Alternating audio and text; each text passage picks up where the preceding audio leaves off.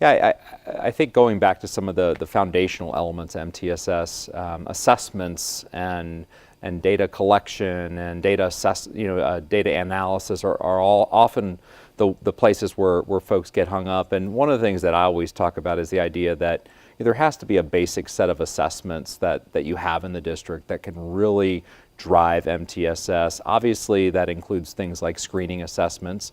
We have to have ways to know which students, which teachers, which schools need additional supports to be successful. So the screening becomes very important.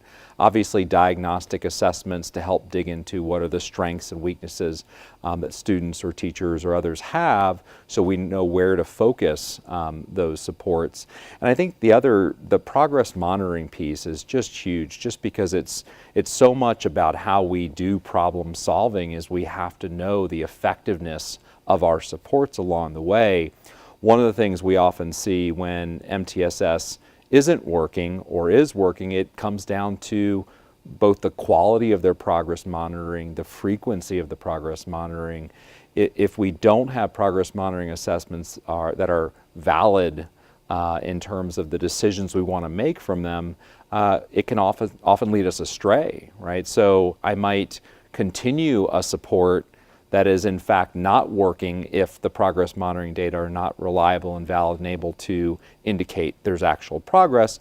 Or maybe even worse, I might continue something or discontinue something that really is working for a student or for a group that's being supported. So I think those assessment pieces, some of the core assessments of screening, progress monitoring, diagnostic assessments are critical, but we also have to make sure that they are reliable and valid for the purposes we're trying to use them, whether that's identifying a student who needs more reading support or identifying whether that support is actually working for a student. Yeah, I agree with you, Evan, and data are central to MTSS because it's data-based decision making. You know, and early on, some of the MTSS work was called RTI, response to instruction, and people were kind of overwhelmed with the different kinds of data that were available and what have you. And when I work with groups of teachers and educational leaders, you know, I ask the question, when you're teaching, whether it's kindergarten or high school, as you're teaching, what is the big wondering that you have constantly in the back of your head? And the answer is almost universal. Are they getting it? So I'm always a little perplexed when people are put off by RTI, when I'm thinking that is the question every teacher has in his or her head every moment. Are they responding to my instruction? Okay? And the scope, sequence, and pacing of instruction so that students can attain standards is not random. It's actually quite evidence-based. How much do we have to cover to attain these kinds of standards within 176 days?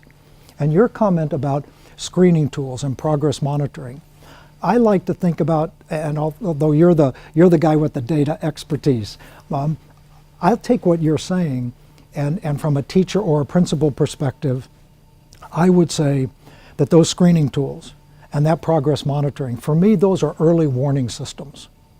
We only have, there's actually 56,700 minutes in a school year.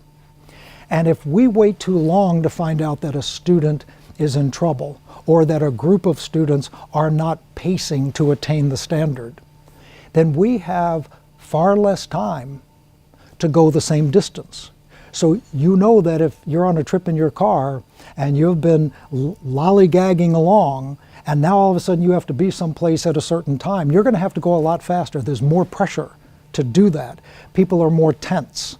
And by having those data systems, we should be able to predict with some screeners or find out with progress monitoring that these students, if we stay on this path, will not attain these standards. Yeah, that intensity of supports is a huge issue here that we have to address, right? Recognizing that some supports are going to have to be extremely intensive if we're serious about catching kids up, closing gaps. And sometimes we underestimate the intensity that's needed. And obviously, having good screeners to drive the level of intensity that we think will produce an effect is critical. But then knowing, are we closing the gap, and consistently checking to make sure that we are. And I agree, we can't wait. We can't wait for that student to fail and then say, oh my gosh, now we have to start to close the gap. Because obviously, the longer we wait, the harder that gap is to close. And the more intensive. And we know from our research and data that there is a point in a school year where you can't increase it enough to have that student be successful by the end of the year. And I guess for me, your work is all about making those data make sense for the end user, so that they don't have to be overwhelmed. I believe people are overwhelmed by data when they have data given to them in silos, and they have to figure out what the data mean. How does this piece of data relate to that? There are approaches, such as the one that you do, that takes all of that out of it, so that the data are designed to answer high frequency questions that teachers have. And once the teachers and others find the answer to the question, they often know what to do, but not if they have to walk through the valley of the shadow of death to get to that end. Well, and often we don't have the data that we actually need. So we just take what we can get and then try to make decisions based on it, instead of saying, gosh, what are the data that we really need to make good decisions for students? And so, I try to simplify, because I think teachers get overwhelmed with the number of assessments. There's been this big anti-testing movement. Yes. And so I think what's happened in some of that is assessments that are really instructionally useful for driving good instruction and modifying it to help us get a better effect for students often get caught up in that. I think we should be assessing a whole lot more. But it's more of those curriculum-embedded assessments that are driven by teachers that they really use to drive their supports for students. But I think there's a few simple things that we can think about. Is the assessment we're using reliable and valid enough for the purposes we're going to use it for? If I'm going to make a very high-stakes decision, that I obviously want a highly valid and highly reliable assessment. And so that could be a sliding scale.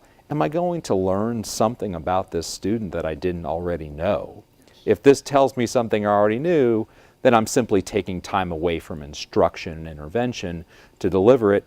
And lastly, am I going to be able to change something instructionally as a result of getting the information back from these data? If the data aren't going to drive some change that's going to produce a better outcome for that student, we probably don't need to spend time administering that assessment. And I think for people watching this, that if I would give them a piece of advice about data, to your point, we want fewer, more impactful sources of data. We want to be sure that the data is used for the priorities that they have established. Sometimes school districts, they have their student information system, they have a certain amount of data.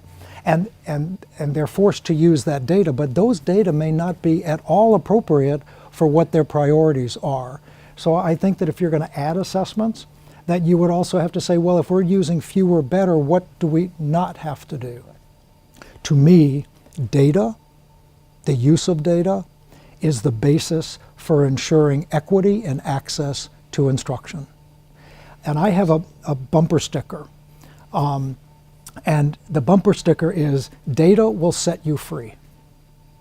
And what it sets you free from is our own biases or beliefs. And when we look at the diverse students that we're educating, if for some students we think, well, the data makes sense given their background or their language or whatever, and it doesn't make sense for others, then we let those beliefs about those students or the demographic interfere with the fact that the data are telling us whatever we're doing is not working. And so if we have good early warning, we catch kids early because these data are highly predictive, then what we're doing is ultimately increasing their access to the content that the standards expect kids to attain. And I don't know how you can look at equity in access to content without good data and without a strong tier one. Absolutely, I couldn't agree more. And I think the idea that MTSS is a system that supports every member of that school and district community, right, to be successful. So, if the whole purpose of intervention is to ensure success in core instruction, now these supports ensure that every student is successful, every teacher is successful, every school administrator is successful because they're getting the supports to ensure that success. And that really is what MTSS is all about. And I think that that's what parents and the communities want from our schools. Everybody wants their kid in universal tier one. And when we have 30 and 40% of our kids getting other kinds of services, those services have to be integrated into tier one, or the student will never be successful in tier one, and they will always be on this very expensive, siloed kind of instruction. But I think that the most important person in a student's life is the general education teacher. And that all the other things that schools do, tier 2, tier 3, specially designed instruction, English learning instruction, is designed to increase the probability of success in that universal place where everybody is. And that's the goal of MTSS. So although it is in these tiers, everything is in service to that tier one. And so that's where this has to start, and it's where it has to end.